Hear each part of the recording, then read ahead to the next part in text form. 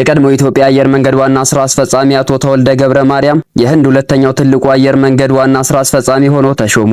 በትግራይ ሰባ ካሬ ተፈናቃዮች ማዕከል ላይ በጣለው ከባድ ዝናብና ንፋስ ከ20 በላይ ጊዜያዊ መጠለያዎች ሙሉ በሙሉ ወደሙ። ግብጽ ኢትዮጵያ በአባይ ወንዝ ላይ ተጨማሪ ግድቦችን እንድትገነባ አልፈቅድም ስትል አስጠነቀቀች። ውድ የኢንፎ ሚዲያ ተከታታዮቻችን አብራችሁን ስትቆዩ እነዚህንና መሰል መረጃዎችን የምታዳምጡ ሲሆን በየሰዓቱ ፈጣንና ታማኝ መረጃዎች እንዲደርሳችሁ ቻናላችንን ሰብስክራይብ በማድረግ ቤተሰብ ይሁኑ።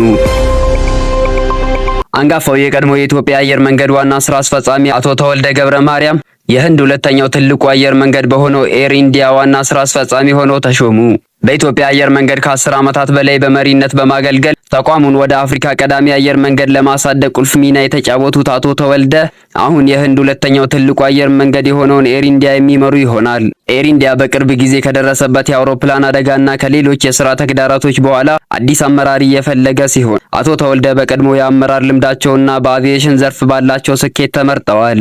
አቶ ተወልደ ገብረ ማርያም ከ20 ዓመታት በላይ በኢትዮጵያ አየር መንገድ በተለያዩ ኃላፊነቶች ያገለገሉ ሲሆን በ2014 ዓ.ም በጤና ምክንያት ከዋና ስራ አስፈጻሚነት መልቀቃቸው ይታወሳል። በትግራይ ሰባ ካሬ ተፈናቃዮች ማዕከል ላይ በጣለው ከባድ ዝናብና ንፋስ ከ20 በላይ ጊዜያዊ መጠለያዎች ሙሉ በሙሉ ወደሙ። የምዕራብ ትግራይ ሲቪል ማህበረሰብ ድርጅት ጽላል አስተባባሪ አቶ ዘበኖም ኪዱ ለትግራይ ቲቪ እንደገለጹት ትላንት በጣለው ከባድ ዝናብና ንፋስ መጠለያዎቹ ከጥቅም ውጪ ከመሆናቸውም በላይ በንብረት ላይ ከፍተኛ ኪሳራ ደርሰዋል። በተጨማሪም አደጋው በሰዎች ላይ አካላዊ ጉዳት ያደረሰ ሲሆን በተለይም አረጋውያን ላይ ጉዳት በመድረሱ ለሕክምና እርዳታ ወደ ጤና ተቋም መወሰዳቸውን አስተባባሪው ጨምረው ገልጸዋል። በደረሰው አደጋ ምክንያት ተፈናቃዮች ለበለጠ እንግልትና ችግር መጋለጣቸውን የጠቆሙት አቶ ዘበኖ የሰብአዊነት ስሜት ያለው አካል ሁሉ አስቸኳይ ድጋፍ እንዲያደርግ ጥሪ አቅርበዋል። የተፈናቀለው ሕዝብ በከባድ ችግር ውስጥ እንደሚገኝ ያመለከተው ድርጅቱ ለችግሩ ዘላቂ መፍትሄ የሚሆነው ተፈናቃዮች ወደ ቀድሞ መኖሪያቸው የሚመለሱበት ሁኔታ ሲመቻች ብቻ እንደሆነ አጽንኦት ሰጥቷል ሲል ዘገባው አመልክተዋል። ግብጽ ኢትዮጵያ በአባይ ወንዝ ላይ ተጨማሪ ግድቦችን እንድትገነባ አልፈቅድም ስትል አስጠነቀቀች። ግብጽ ኢትዮጵያ በአባይ ወንዝ ላይ ተጨማሪ የውሃ ግድቦችን እንድትገነባ በፍጹም የማትፈቅድ መሆኑን የሀገሪቱ የውሃ ሀብትና መስኖ ሚኒስተር ሃኒ ሰዊላም አስታወቁ።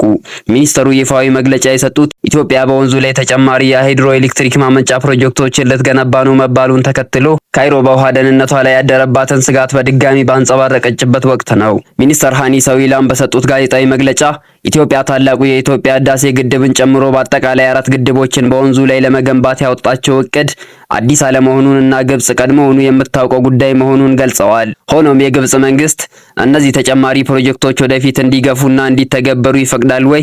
መልሱ አይሆንም ሲሉ ካይሮ የተፋሰሱን የታችኛውን ሀገራት መብት የማይጠብቅና ህጋዊ አሰሪ ውል የሌለውን ማንኛውንም ተቋም አጥብቃ የምትቃወም መሆኗን አረጋግጠዋል። በሌላ በኩል ሚኒስትሩ ወቅታዊውን የአባይ ወንዝ የውሃ ፍሰት አስመልክቶ በሰጡት ማብራሪያ እስከ ነሐሴ ወር መጀመሪያ ድረስ ከኢትዮጵያ ከፍተኛ ቦታዎች ወደ ግብጽ የሚፈሰው የውሃ መጠን ከመደበኛ ወቅታዊ አማካኝ መጠን በጥቂቱ ዝቅተኛ መሆኑን ተናግረዋል። ሆኖም በኢትዮጵያ ደጋማ ቦታዎች ላይ ያለው የዝናብ ወቅት ገና በጅምር ላይ ያለና እስከ ነሐሴና መስከረም ወራት ድረስ የሚቀጥል በመሆኑ ሁኔታው የከፋ ድርቅ መከሰቱን የሚያሳይ አይደለም ሲሉ አብራርተዋል።